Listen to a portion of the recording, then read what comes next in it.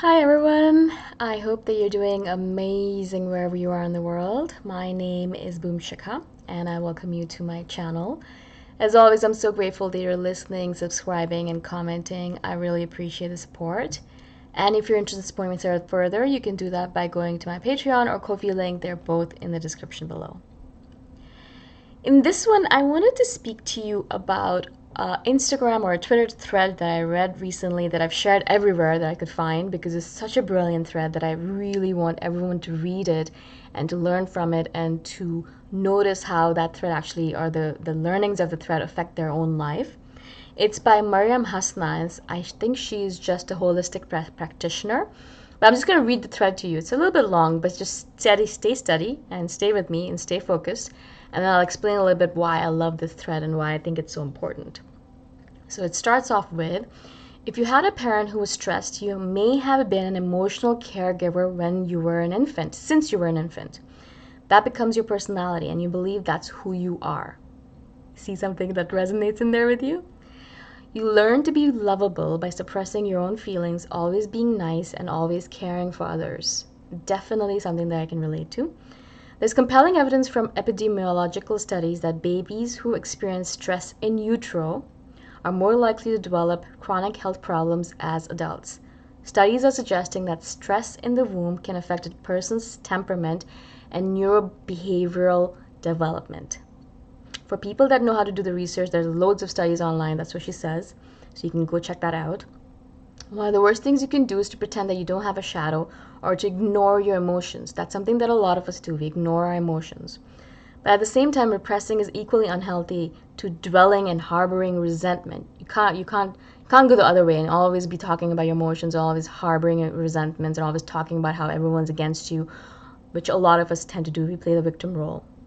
Find the right amount of time that you need to process your authentic feelings. Your authentic feelings, that's a big one.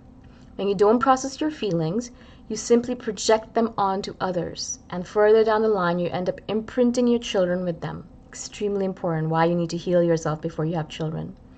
Leaving them to suffer the same traumas and patterns that you didn't heal, which is so important.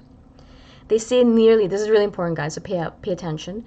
They say that nearly 50% of our emotions that we are feeling aren't ours. They're not ours.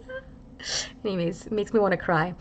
That they are inherited from parents or others during our childhood imprinting. So along with your own personal experiences that you're feeling the feelings that your parents didn't allow themselves to feel. Many are just looking for the opportunity to level the playing field, not just in terms of privilege, opportunity, status, and wealth, but also in regards to having the space to experience life free from intergenerational mindsets, trauma, and emotional baggage. Now again, this is very important, so pay attention. As I've stated for years, many children with traumatized parents develop the survival strategy of reading the parents' needs and mirroring them, simultaneously suppressing their own needs. Then they grow up to call themselves empaths. I'll be speaking about retiring from that. Some of the programming you're clearing now is so ancient, it's hard to even imagine a version of yourself without them. Some of the energies that you absorbed have been with you for so long that you actually authentically believe that they're you. Watch yourself, right? There's a lot of stuff in here, and I'm going to share the link in the thing below, the description below, so please go read it and then really let it sink into your psyche because there's so much good stuff in there. Now, the empathic thing is so important. First of all, the suppressing your feelings. We are very good at that. Now, I know a lot of you who are listening are INFJs. And so this is pretty common. We're chameleons. We don't allow ourselves to feel our own feelings. We don't actually know what we're feeling, really. Do you know what you're feeling? No, you have no idea, okay? So that's one of the main things that delineates us as a type is that, we have to ask other people what we're feeling, or we have to go to other people and kind of like we mirror other people's feelings. And so we're like, all right, yeah, that person's feeling that, so I must be feeling that too. Or we have no idea what's actually going on inside of us. And as it says, 50% of our feelings are not even our own. They are someone else's feelings that we kind of were imprinted with when we were children. And I can totally imagine us carrying around feelings that are not our own for generations and generations to end, or decades on end, because again, we do not authentically feel our own feelings. We have no idea what's going on. I especially have been noticing that my heart is so freaking closed up because I have no idea, because I've been closing it up for so long, because I've been so vulnerable for so long that I was like close, close, close, close, close, that my heart is closed, so closed up that whenever I do a heart opening posture, whenever I try to do anything yoga related, when I'm trying to open up my heart, like doing cobra pose or something like that, I literally get nauseous because there's so much stuff that is like blocking me, blocking my heart, blocking my emotions, blocking my sensations, blocking my feeling my sensations, that I literally get nauseous from the sudden increase or like the sudden like rise in feelings. I just can't handle it. My body can't handle it. Little by little, I'm getting used to it, obviously. But I think a lot of us in general, that's one of the reasons why we hunch over our heart, or we have problems with our posture, or we have problems with showing emotions, or we have problems knowing how, when, or how to fall in love. We have problems with relationships. We have all of these things that are all related because of the fact that we don't know how to feel our own feelings. Again, codependence comes from that as well, because we're not feeling our own feelings, we're feeling the other person's feeling, and they feel sad, we feel sad. They feel happy, we feel happy. We have no idea what we're feeling ourselves, so we can't even explain it to the other person. We can't tell them, I don't feel good right now, I don't like what you're doing right now. We can't even say those words out loud because we don't know what we're feeling even, right? We have no idea. And again, as she said, we become empathic. We're like, oh, this is a superpower. Yes, it is a superpower for sure. It's actually a good thing in one way. But of course, a bad thing in another way, when we're not able to feel our own emotions, we have no idea what we're feeling. We just feel the emotions and feelings of everyone around us or whatever's going on in the atmosphere right now. So especially with all the craziness that's going on right now, the epidemic, the BLM movement, all of the other stuff, so much stuff going on. We're feeling all these emotions and we have no idea what we are feeling ourselves. Like we're just kind of taking on everyone else's stuff and feeling depressed or sad, but we have no idea what's going on with me. Well, how do I feel? Do I feel good? Do I feel bad? I don't know, because I'm kind of picking up in all of the emotions in the atmosphere and I'm taking that upon myself. I'm not really feeling myself. I don't know what's going on with me, right? So again, as I said, it's a superpower, but you have to be careful with it. It's like kryptonite. It can be very dangerous if you don't know how to handle it properly.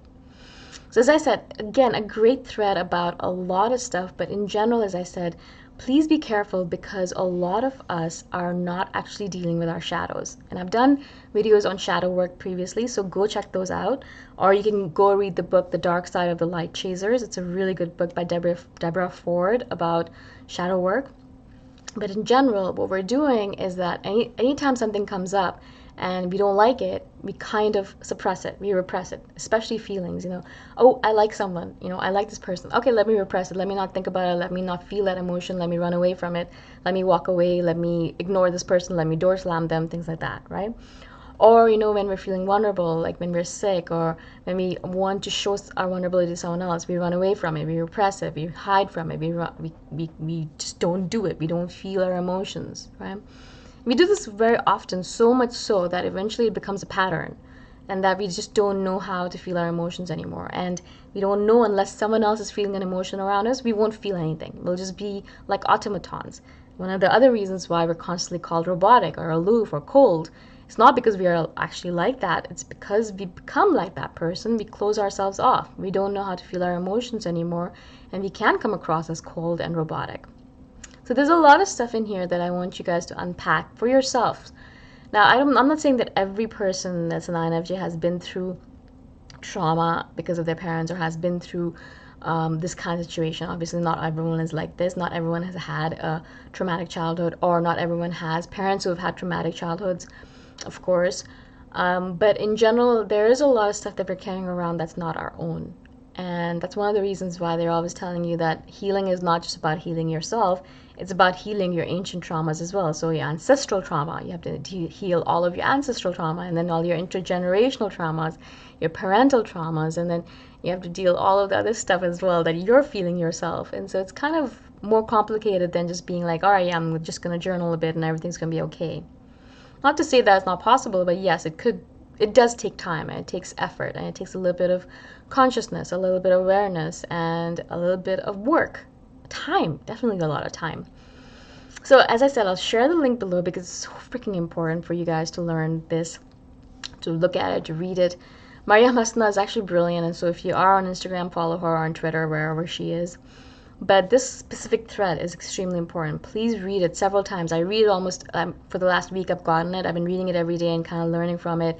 I pick up new things from it, and I'm just like really trying to inculcate it and really trying to learn. Okay, where am I right now? What's going on with me? What am I storing? What emotion am I feeling? Is it my emotion? Is it someone else's emotion?